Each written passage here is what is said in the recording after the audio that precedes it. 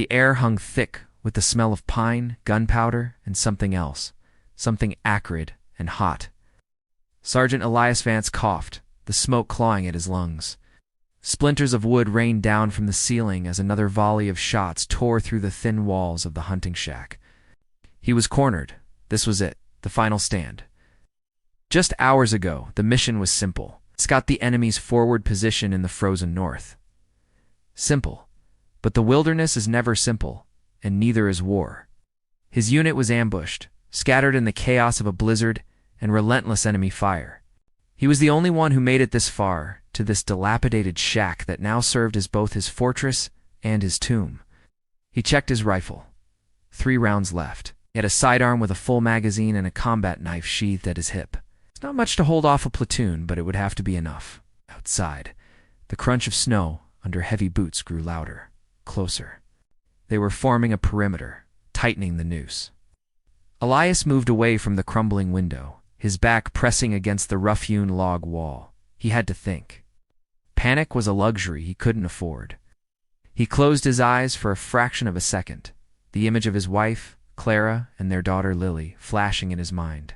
He'd promised them he'd come home, a promise he now feared he couldn't keep. A voice shouted from outside, guttural and laced with a thick accent, a demand to surrender. Elias didn't understand the words, but the meaning was universal. He remained silent, his breath held tight in his chest. Silence was a weapon too. Let them wonder. Let them get nervous. The first one to make a mistake in this deadly game would be the first to fall. The temperature inside the shack was dropping, matching the icy dread that was slowly seeping into his bones. But underneath the dread, a different kind of fire was burning, a stubborn refusal to just lie down and die. He was a soldier. He would fight until his last breath. Suddenly, a Molotov cocktail shattered against the side of the shack. Flames erupted with a hungry whoosh, licking up the dry timber. Smoke billowed, thick and black, instantly filling the small space. Now they were trying to flush him out, to burn him alive. The heat was becoming unbearable. His eyes watered, not from fear, but from the acrimonious smoke. He had 2 choices: stay and suffocate, or burst out and face a firing squad. He chose a third option.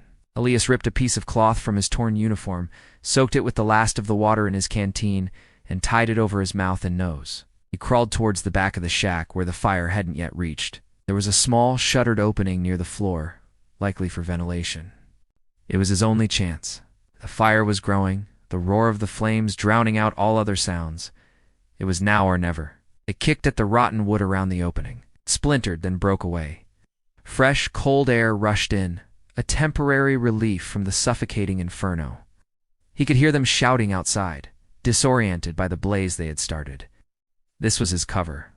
Elias took a deep, shuddering breath, gripped his rifle, and prepared to move.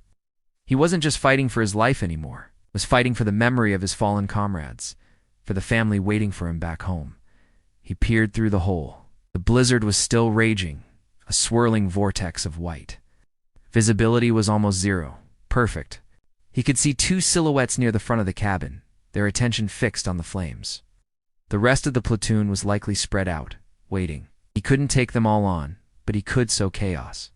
He could make them pay for every inch of ground. With a primal roar that was swallowed by the storm and the fire, Elias burst from the back of the shack like a vengeful spirit emerging from the flames.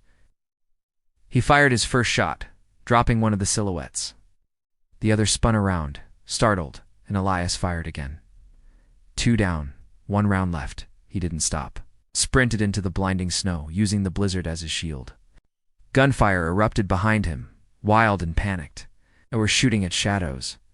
He reloaded his sidearm on the run, his fingers numb but his movements sure, honed by years of training. He was a ghost in the storm. He circled around, using the trees for cover. They thought he was running away, but he was hunting. He came up on the flank of a small group of 3 soldiers huddled together, trying to get a visual. He opened fire. The element of surprise was devastating. He moved from tree to tree, a phantom in the whiteout, engaging and disengaging, turning their own trap against them. The fight was brutal in close quarters. He used his knife when his ammo ran low, his movements a deadly dance in the snow. He was wounded, a searing pain in his shoulder, but the adrenaline numbed it. He was fueled by a singular purpose: survive. One by one, he whittled down their numbers. The hunters had become the hunted.